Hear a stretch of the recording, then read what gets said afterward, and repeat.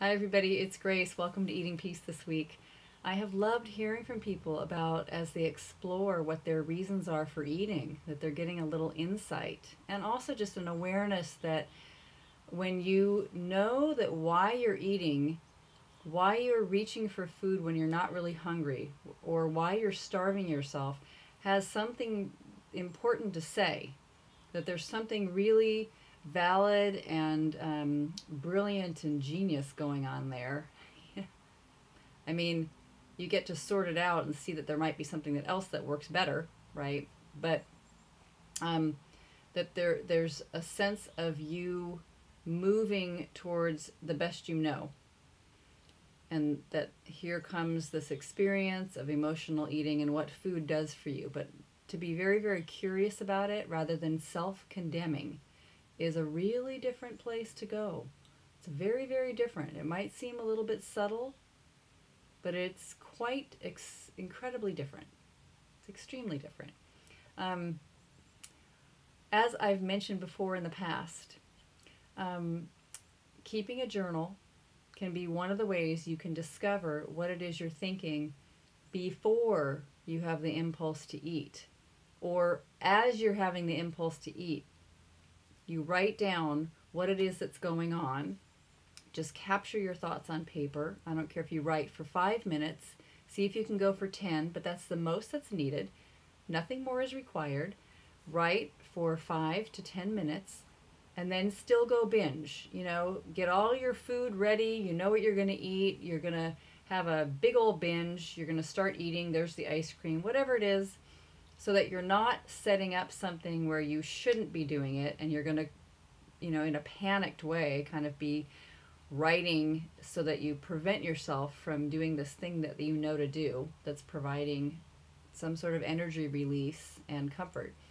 But then you will have this gold, this incredible information that was moving you towards the food. And then you can begin to be curious about that, really study it.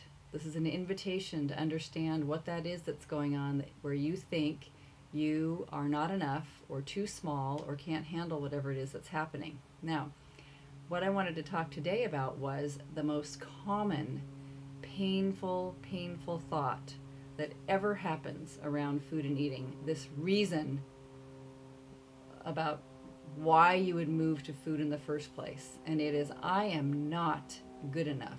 There's a problem with me. There's a problem here with me. Huge problem. That is so painful, it's crushing. And of course, that is not exclusive to people with eating issues. People will reach for all kinds of things, cigarettes and entertainment and TV and shopping and dreaming about their next vacation or whatever it is they think is going to provide some sense of calm or peace or enjoyment of themselves. They might be on like a success track. I'm going to go achieve this thing with a business and earn a bunch of money, and then I'll know I'm okay. But there's just like a drive that is really, really convinced you're not good enough. That feeling will both create, the movement towards food in the first place to kind of calm you down and make you feel like, I don't know, you've moved through the intensity, anxiety of that energy. And then also the thing is, once you use your substance or food or thought process or behavior, whatever it is, thinking about that person in an obsessive way, once you do that thing, then you feel bad again about doing that. So it just piles and piles on itself. So here is an idea that I think is revolutionary, and it's truly incredible. But you should try it, even though there's no shoulds. I invite you to try it. And that is, what if this moment today, what if this day that you have right here, right now, no matter how you've eaten, no matter how you've eaten in your entire life before this, whenever eating issues first rose up, what if right now you knew that you were going to have this mind that remains busy, and you're going to have this body the way it is, and you're going to be operating as a human being on planet Earth from this point forward. This is what you're given. But deep, deep down inside, you also knew that with what you are given here, mind, living organism, capacity to feel, think, that you also knew deeply that there was nothing wrong with you. That you just were, there's no struggle.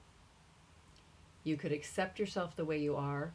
What if you even went so far when it comes to food and eating issues, like that you said, as someone was sharing with me very recently, I thought it was just brilliant. My body, I'm just going to accept my body the way it is.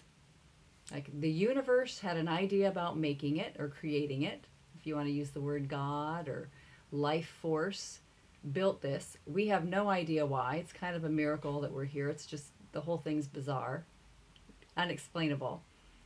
And it made you the way you are. You really didn't control that. You know, you didn't invent that. This is the person you are. This is the body you've got. This is the mind you have. What if you accepted that with open arms, starting right now? It brings a great sense of compassion and love. Even every binge and every terrible and foul bite you've ever taken, every moment of starving yourself and refusing to eat and all the little head games that are going on all in there, what if all of that was actually no problem? It's just fine. But if there is no central CPU processing unit that has something wrong with it, and this is all running and something's going on here and it's very mysterious, I find that there's great freedom in seeing the awareness of that and seeing that I am not the one doing this. I didn't invent becoming a bulimic in my 20s. It's just something that happened. And then another thing happened, which was awareness and learning and running into the right people and having fabulous mentors and teachers and being driven insane by what it was, and deciding I'm going to do everything I can to understand this and have compassion for myself, and it dropped away and it's never returned. And it doesn't mean that I'm any better that happened in that decade of my 20s. There was other things that I had to deal with afterwards, other addictive processes, thought, addiction to thought, and all that goes on, just awareness and learning and all the brilliance of it all, just something new, something new, something new. So what if your experience with food and eating and the way your relationship has been up to now on this point has been existing this way for some really important reason? As we've said, the reason is exquisite, and also you didn't create that reason. It's not your fault. You're not the problem. I mean, see if you can just find the bizarreness and the relaxation in that kind of awareness.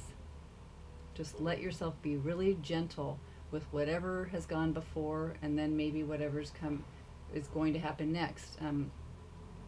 No more shoulds, no more rules or ideas about this is how it has to be to fix myself. What if there was nothing to fix and it just turned out this way?